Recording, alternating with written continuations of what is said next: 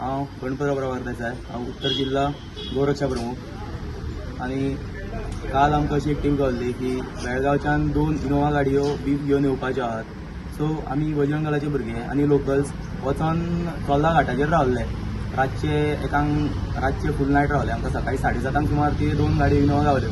भितर almost 700-800 kg beef आहले, जे इनलिगल आहले.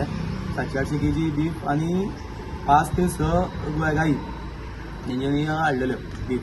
आनी एज पर इन्फॉर्मेशन तो कारापूरचो सन शेख तो घरात कडेन इनलिगली बीफ विकता.